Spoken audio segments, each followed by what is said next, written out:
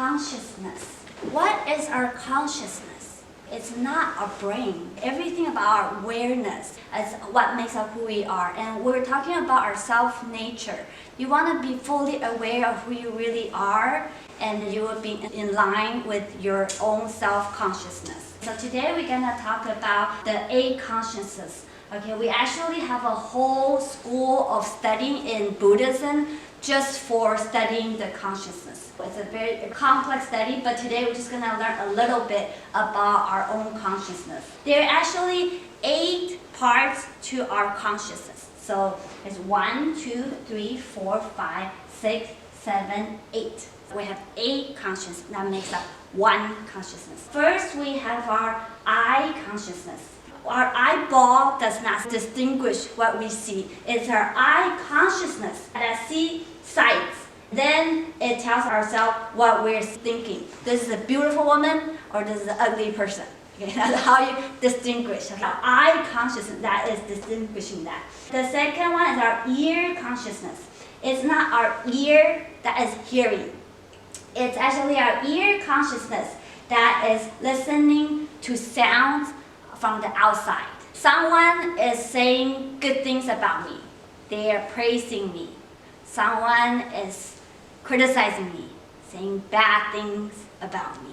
Okay, it's not your ear distinguishing that. It's your ear consciousness. The third one is our nose. Our nose consciousness smells all the odor and fragrance, not just your nose. It's beyond your physical sensory organs. And the fourth is our tongue. We taste different tastes. Not the tongue itself, but your tongue consciousness. That's distinguishing. This is sweet, this is sour, spicy. Okay, so it's all from your tongue consciousness. And the last one is our body consciousness.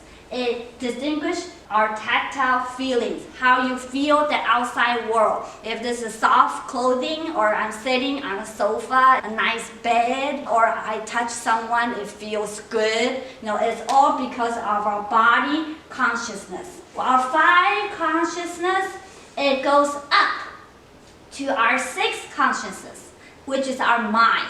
That's like the managers. We have this metaphor, so this is like doing business. So the 5 brothers, they are doing business. They are the salespeople. So who is this?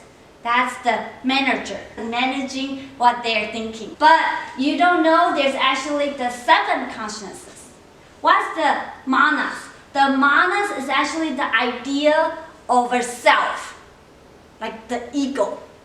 Because it tells the mind what to think based on the idea of me. Like, this is my house, I gotta get up in the morning, I gotta go to work because this is my work, this is my everything. Everything is based on me. That is called the manas. So is this good or bad? Neutral. It's actually bad.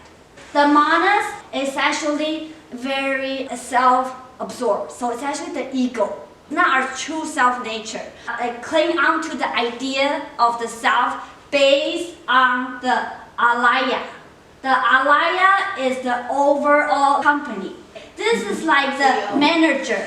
Okay, this is the salespeople. That's the manager, the shareholder. It doesn't go outside, but it cares about me, my profit. Everything is about me. Alaya is the entire company. It actually created everything. You can call it my soul. This will die with your body dying, but this will not die. It goes on with every lifetime, carries with you. The alaya means the storehouse. It stores everything that you ever done in your every lifetime.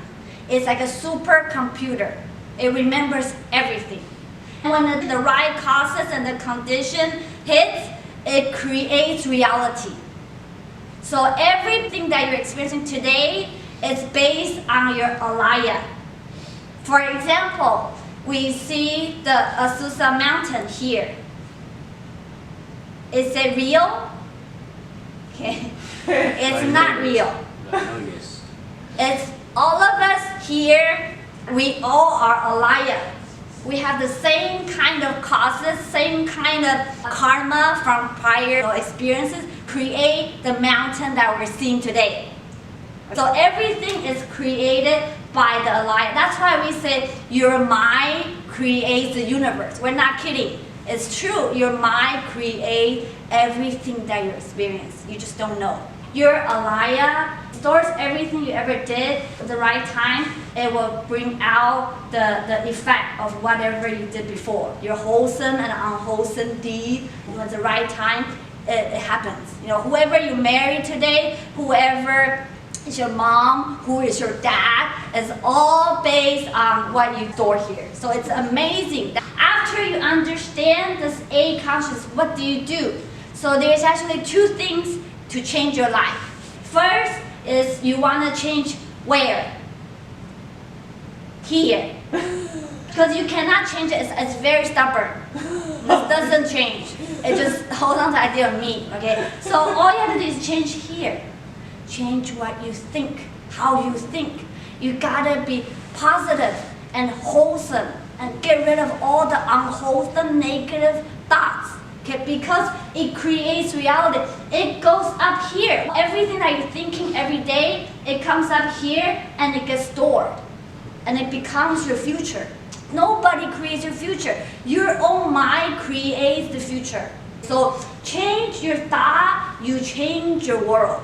There's a mom, she has two daughters. The older daughter marries someone that sells umbrella. The younger daughter marries someone that sells ice cream. So when it's raining, she starts crying because the younger daughter's ice cream will not sell, so she starts crying. When it's sunny, she starts crying again because the older daughter's umbrella will not sell. So every day she's crying. One day she met a monk. A monk asked her, "Why are you always crying?" And then she told him what happened. And the monk said, "Why don't you change your thoughts? When it's raining, wonderful. Oh, my older daughter's umbrella will sell. Right? When it's sunny, it's wonderful. Ice cream will sell very well." So when you be smiling instead of crying every day, it's all up to you how you determine your situation. So what you think is very important. So retrain yourself to be positive and get rid of all the negativity, all the complaints, and all the anger, hatred. Get rid of all that because that will just create a bad life and bad future for yourself. It's not worth it. So that's the first thing that you do. The second thing you do is you meditate. When we're trying to meditate, we're trying to go outside of here. It's not actually just cognitive thinking. You are actually at a higher level of consciousness. You are actually right up here. You immediately touch your higher consciousness that is creating the universe. You have the seed of your self-nature inside here. It's just you never tap into it. That's why your self-nature is not coming out. But if you meditate more, you will come here. So some people will have psychic ability, they can levitate, all things can happen. Why? Because they are here. They think at a much higher consciousness than we do. So the key to studying the A consciousness is for us to change the way we think, to be positive, and to meditate, to be in touch with our own self-nature. That's the class for today. Thank you for listening.